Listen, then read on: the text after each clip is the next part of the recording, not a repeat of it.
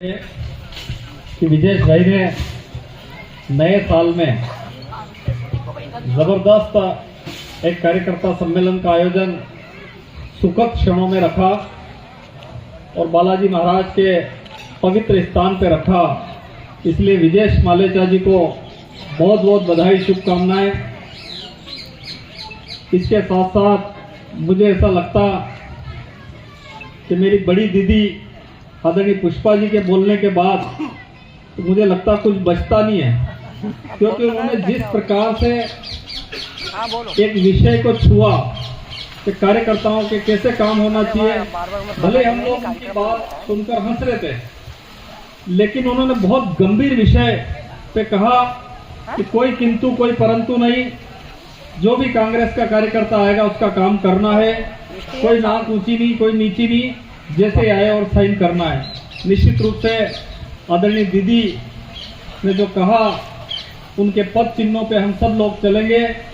और इसके साथ साथ लंबा समय हो गया, कम शब्दों में अपनी बात को कवर करते हुए यही अनुरोध करना चाहूंगा कि कल परसों अनुसूचित जाति का कार्यक्रम था, इससे पहले पंचायत सम्मेलन आदरणीय कमलनाथ जी ने रखा और 2-3 सम्मेलनों से मैं उनकी एक ही बात ध्यान में रख रहा हूं कि उन्होंने कहा कि अब जो राजनीति है वो पहले जैसी राजनीति नहीं रही। पहले एक आदमी के पास जाते थे, पूरे गांव के वोट मिल जाते थे, एक क्षेत्र के नेता के पास जाते थे, पूरे वोट मिल जाते थे। लेकिन अब जमाना बदल गया है, पति वोट अलग देता है, पत्नी वोट अलग देती है, बेटा वोट अलग देता है, बेटी वोट अलग देती है, भाभी वोट अलग देती, भैया वोट अलग देते हैं। इसलिए मेरी प्रार्थना है कि हम लोगों को बहुत मेहनत करने की जरूरत है। राजनीति में चित्र के साथ साथ चरित्र के साथ साथ चित्र की पूजा होती है।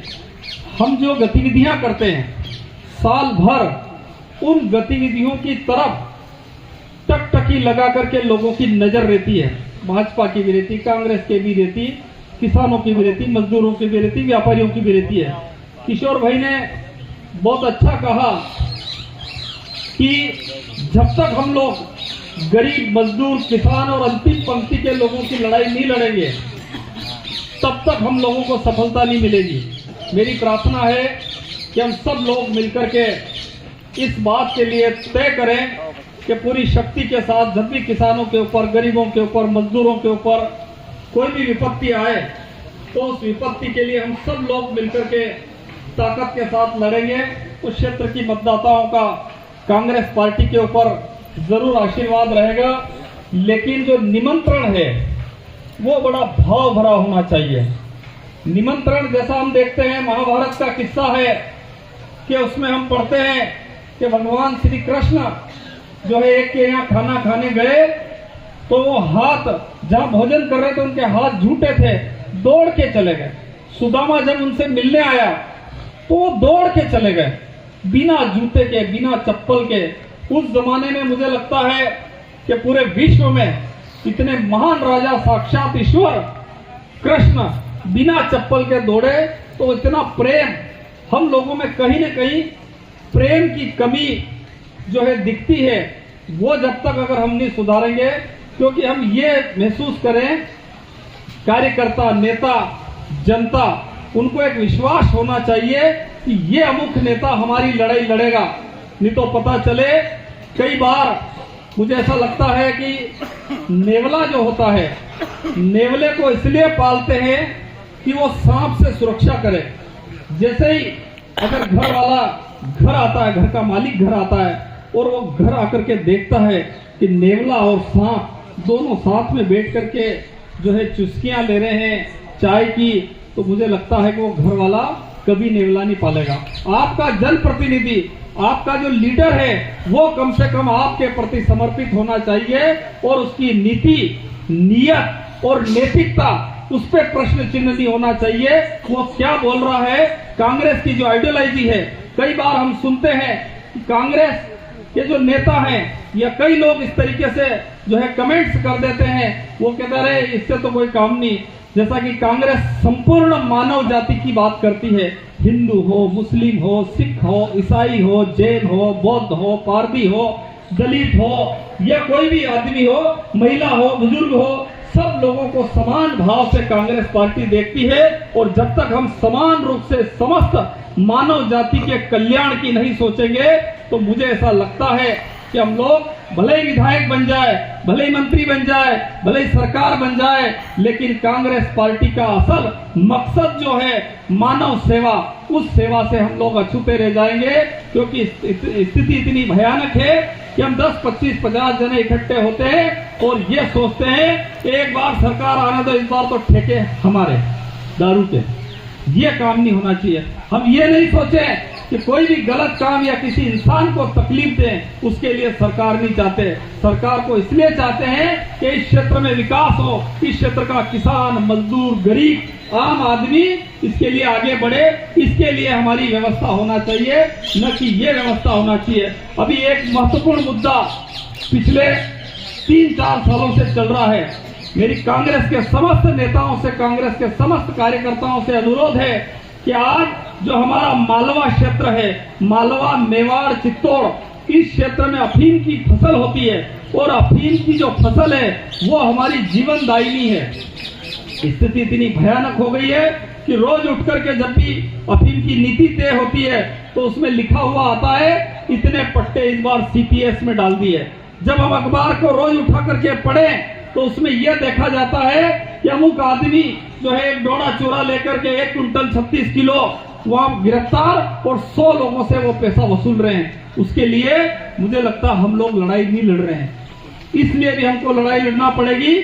कारण यह है कि किसान की जो वेस्टेज फसल है, किसान का जो कचरा है, वो कचरा रोड़ी में डालते थे, रोड़ी में पड़ा रहता था। उस कचरे में 0.2% से भी कम मात्रा में मार्फिन पाई जाती है। उसमें मार्फिन मात्र लेश नहीं है, मार्फिन है ही नहीं।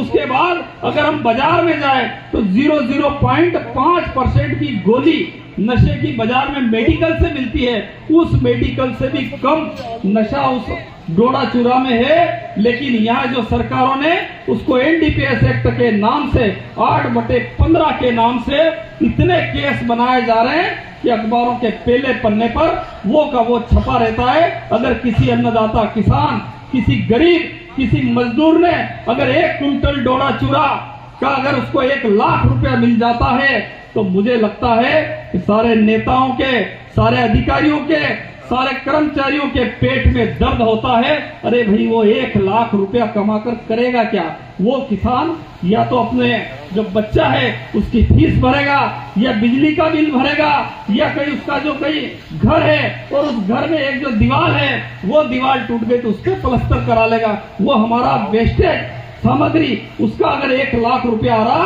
तो पूरे के पूरे लोग उन किसानों को लूटने में लगे हुए हैं। स्थिति इतनी खराब कर दी उन लोगों ने कि उन किसानों को चुन चुन करके एक को डोडा चूरा में पकड़ते हैं, 50 लोगों से पैसा वसूल करते हैं। किसी से लाख लिए, किसी से 5 लाख लिए, 2 लाख लिए।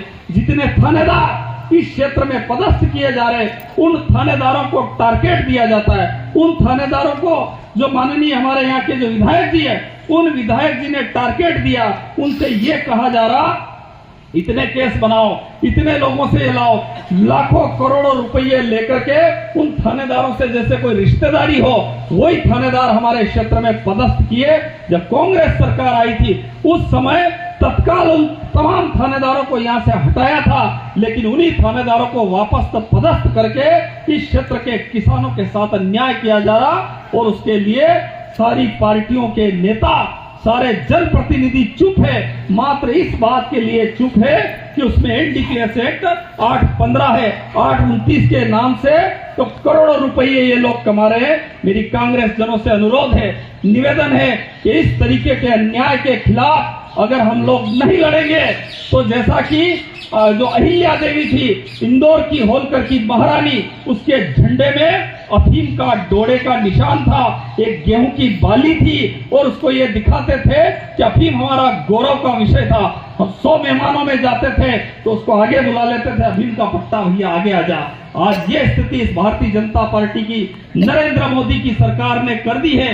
एक तरफ तो सांसद सुधीर गुप्ता लगातार हमारे अफीम के ऊपर उनके पट्टों को कैसे कम किया जाए, उनको कैसे सीपीएस से उनको जो है उसमें डाला जाए और जो चीरा लगाने का बंद किया जाए और ये उसमें लगा हुआ है। दूसरी तरफ ये जो डोड़ा चूरा है, डोड़ा चूरा में लाखों करोड़ों रुपए इकट्ठा करके हमारे जो लोगों का भविष्य, युवा लोगों का भविष्य बर्बाद करने का काम भारतीय जनता पार्टी की सरकार कर रही है। मेरी पुनः अनुरोध है, सारे कांग्रेस के या जो मंचासीन नेता है उन लोगों से भी अनुरोध है कि अन्नदाता किसान की इस लड़ाई को पूरी ताकत के साथ लड़ी जाए और आने वाले समय में आप मान लीजिए अगर इस लड़ाई को हमने लड़ा तो अफीम से कई लोग उससे जुड़े हुए हैं। निश्चित रूप से इस कांग्रेस में जो है हमारे पूरे संसदीय क्षेत्र में कांग्रेस का तिरंगा झंडा यहाँ पर फहराएंगे और जैसे ही कांग्रेस पार्टी की सरकार आती है उसके बाद कहीं पर भी 5-8 थाने हैं इधर मल्हारगढ़ विधानसभा क्षेत्र के, एक थाने में फर्जी प्रकरण नहीं बनने देंगे। ये गारंटी हम लोग जब तक नहीं लेंगे तब तक हम लोगों के लिए जो है अन्नदाता किसान और अंतिम पंक्ति में बैठा हुआ व्यक्ति है वो उठ करके खड़ा नहीं होगा। इन्हीं शुभकामनाओं के साथ, समय कम है, आने वाले समय में हम पूरी ताकत के साथ इस लड़ाई को लड़े। धन्यवाद। जय हिंद, जय भारत, जय कांग्रेस।